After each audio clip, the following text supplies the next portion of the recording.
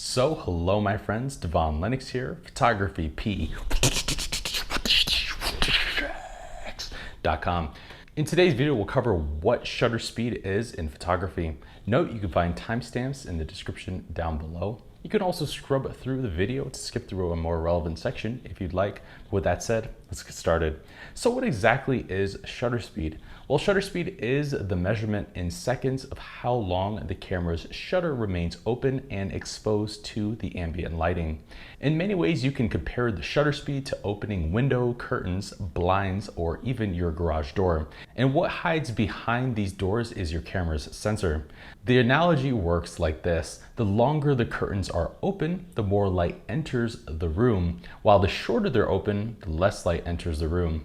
And the amount of time that elapses between opening and closing will directly affect the final image. Namely, it'll change the resulting exposure, that is, the brightness or darkness of the photo and how motion is captured. Together, these two factors give us photographers power and precise control over how the camera captures an image.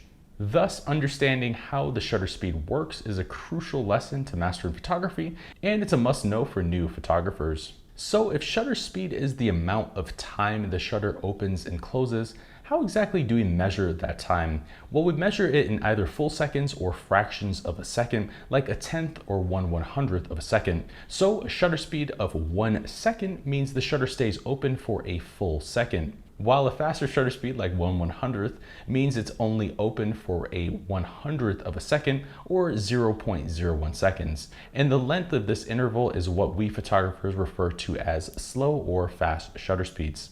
Generally, large denominators like 1/500th or 1/1000th are classified as fast shutter speeds, and this shorter time can properly freeze action or motion in your photo, effectively stopping time, but it does result in a darker image since your sensor has less time to capture the ambient lighting. In contrast, smaller denominators like 1/50th or 1/4 of a second are classified as slower shutter speeds.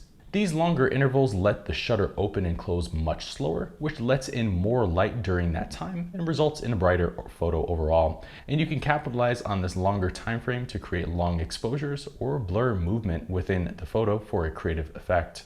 In general though, we use faster shutter speeds in most situations because we want crisp and sharp images with greater detail, and values around 1/125th or 1/250th of a second are go-tos when shooting handheld, especially during the daytime. But we use longer shutter speeds to gather as much light into the camera in low light scenes as possible, or we use them to create motion blur or do a long exposure. But quick commercial break. Did you know PhotographyPX launched a sister company called PXPresets.com?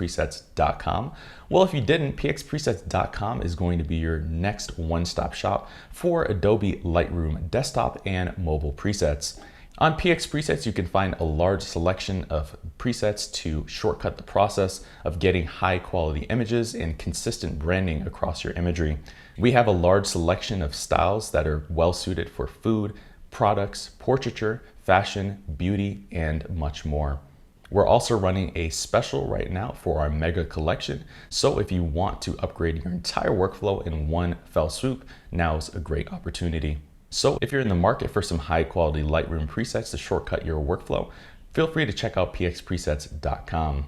With that said, back to the video. That said, let's cover two essential shutter speed tips.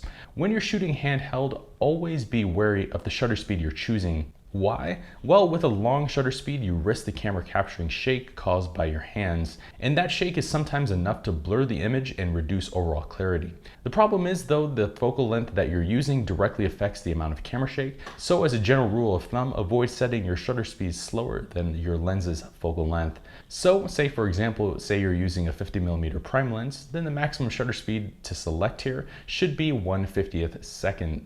Using a slower value than this will likely result in blurrier images unless you're specifically using balancing techniques like breath timing and bracing yourself. Otherwise, in these situations, consider using a tripod or enabling image stabilization on the camera or lens instead.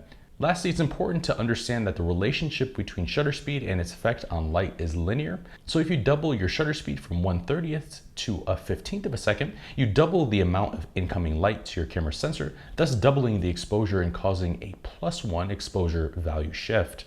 But if you half the speed from 1/30th to 1/60th, you also half the amount of light, cutting the exposure in half and causing a -1 exposure value shift.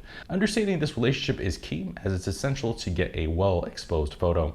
But there you have it. There's a quick breakdown of shutter speed and how it relates to photography. Feel free to check out our blog post linked down below for more information. It has far more detailed information on the subject and examples than what was covered in this video. Thank you for watching today's video. I hope you found the content of it valuable, insightful, and you learned something meaningful here.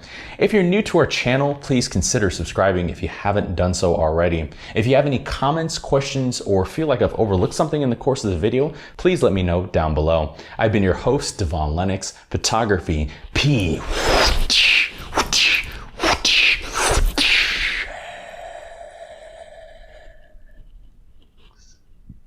.com.